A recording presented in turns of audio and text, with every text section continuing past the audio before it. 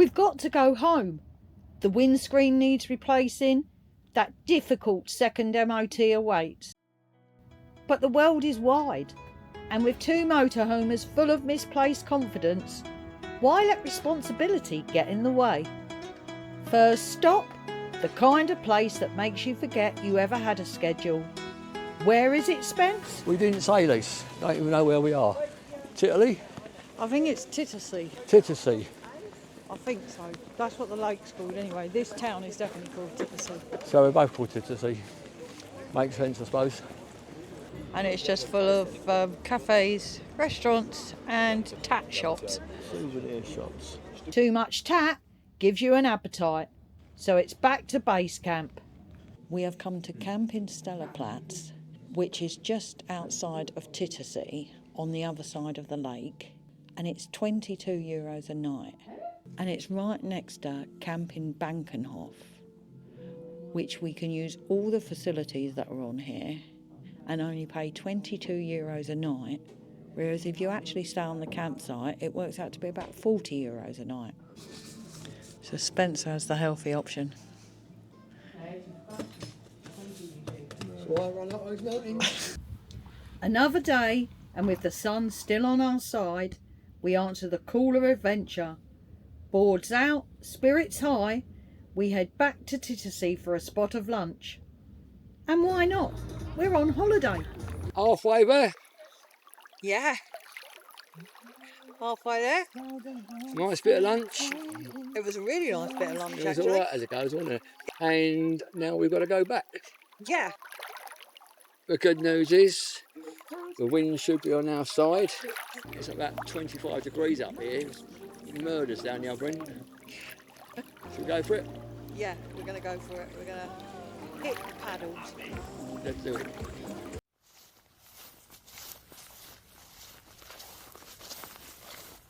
It's going to be sad to say goodbye to this site in the Black Forest, but you know what? Other places to go and see, so we can't spend all our time in one place because there's too much to do. Anyway, we will see you at our next location.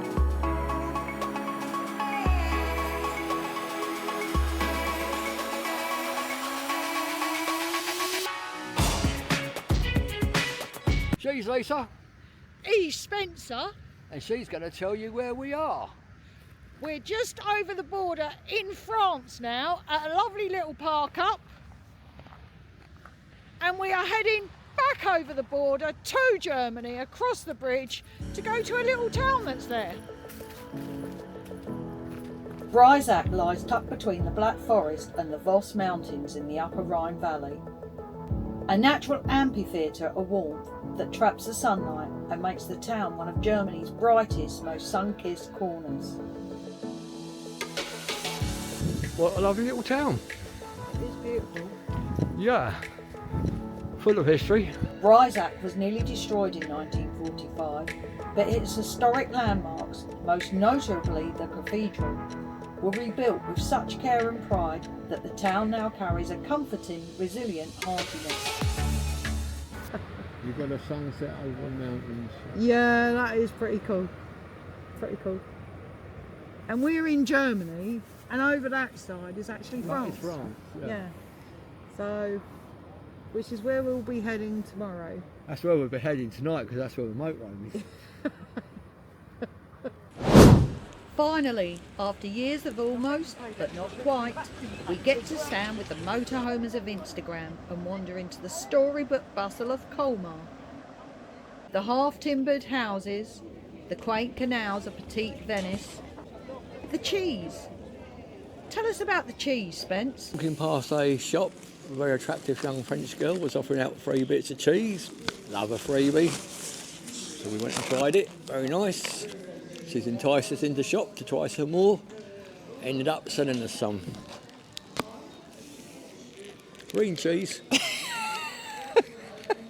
€70. €70 because we were too polite to say no. And the worst thing is, we're probably not going to eat it. No, we've got to find a fridge big enough now to put it in. If you've ever visited Colmar, what did you like most about it? Or what didn't you like? The tourists? The cheese? Let us know in the comments below.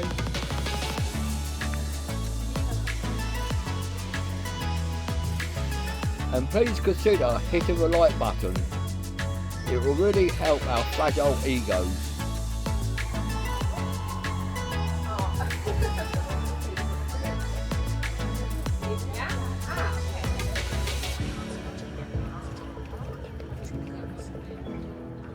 Good morning, troops. After a brilliant day in Colmar yesterday, we are now leaving. Spencer's just done the toilet duties. Not that he's feeling it this morning. You're feeling a bit rough, Spencer? Yeah. But we're on this brilliant air. It's quite a big one as well, so it can hold quite a few motorhomes. €15 a night, which I thought was really good. And Colmar is absolutely beautiful, so if you are ever passing, it's well worth spending a day in here. We've had a great time over the last 24 hours, really. Anyway, we're heading off now, and we will see you at our next location. Back on the road and clocking up the miles, we found a great spot to crash at Vianden Castle. A still parts with all the motorhome must-haves.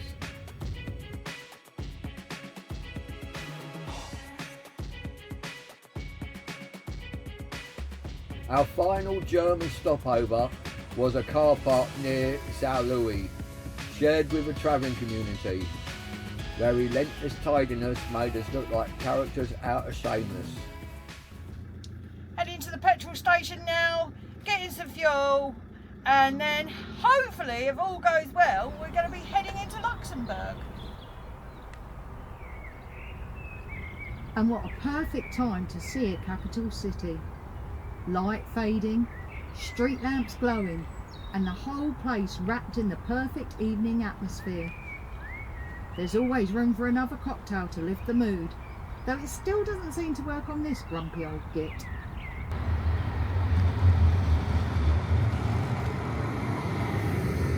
This is our park up here in Luxembourg. Great little car park, free to park for 24 hours. It's on a park and ride site, and that's just over 2 minutes away from here.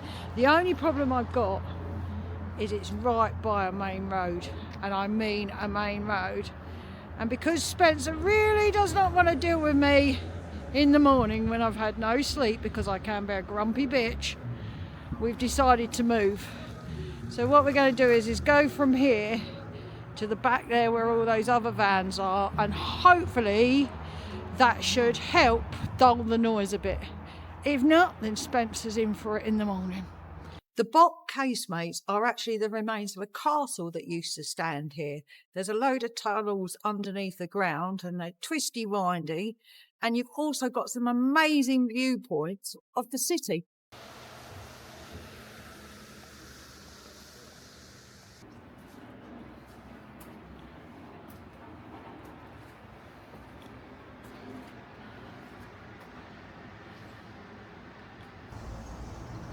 Capital completed. Where did we end up next, Lise?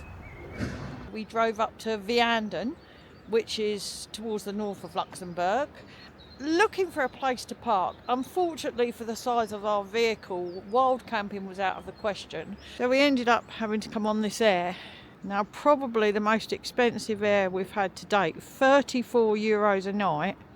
It's got all facilities, really clean and tidy, I can't complain about that. And it is situated right next to the river, which is a lovely sound at night. However, not so great last night because we also had wind and rain to deal with. Because I don't know whether you can see that, but just up there's a castle, which is where we're headed to today. So we're going to get all of our chores done and get a move on, get out of here, find a car park, and then hopefully have a great day, as long as the rain holds off and the winds. Originally built during the 11th century, Vianden Castle fell into ruins, but was lovingly restored in the 1970s. Yet, with its regal calm and polished halls, it felt less like a battle-scarred fortress and more like a stately home that had forgotten its ghosts. So we went in search of real darkness and drama, and we found it. Car park for last night's park over. We're here in Bastogne in Belgium. arrived here yesterday. The winds are really strong as we were driving through Luxembourg, so we decided to take the most available park up we can find, and this come up. Lovely little park up, is by a road, but the noise stops about 10 and don't start till about 6. The only problem was parking this side, which is where we initially parked. You've got the trees and branches were falling down due to the winds, and cones were falling down onto the roof of the van. It sounded like bloody explosions were going on top of it. So we ended up moving at 3 o'clock this morning over that side.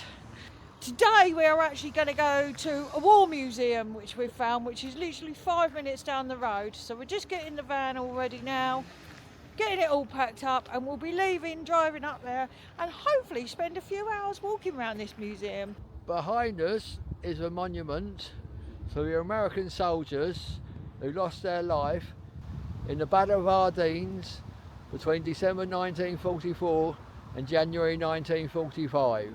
So we're going to now head into the museum and we're going to see what it's all about. If you're near Bastogne in Belgium, the museum is a must. It brings the Battle of the Bulge to life with immersive exhibits, personal stories and powerful recreations of the brutal winter fighting in 1944. It's engaging, emotional and gives a clear sense of what soldiers and civilians went through.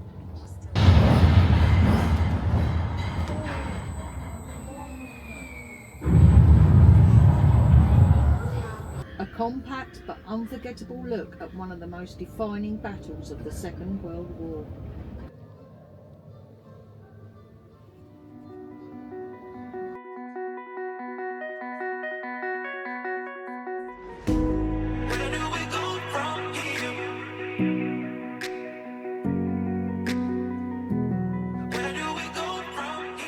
So we drove all the way from Bastogne, stopped at, it's not Montserrat, where did we stop last night?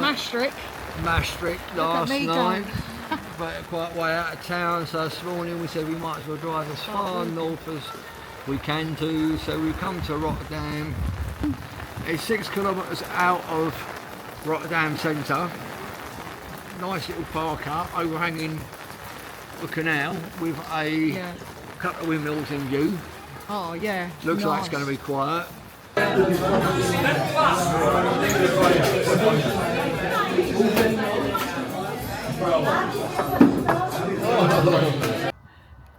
So this is our view whilst walking home.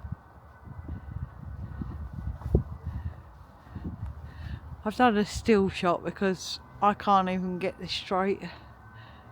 But man, what a night. You know you're in the Netherlands when you've got a canal for your back garden and you've got windmills for your neighbours.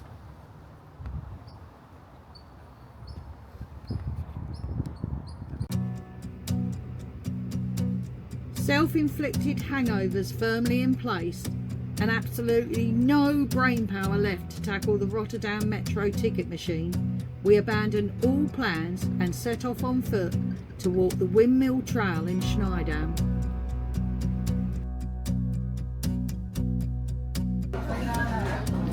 Finally, we find a coffee shop. It's a place most travellers overlook. Many haven't even heard of it, but it offers a rare glimpse of what Rotterdam looked like before the bombs fell. And Schiedam isn't just canals and quiet charm. It's famous for something far more impressive. The 8 tallest traditional windmills in the world, towering up to 33 metres. And then there's De Nole, the giant of the skyline, soaring to about 43 metres and unmistakably the daddy of them all.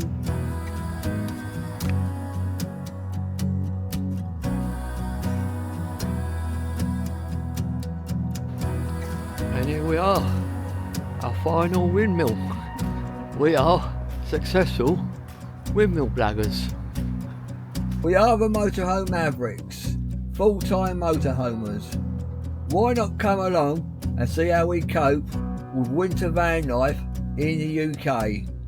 Thanks for watching.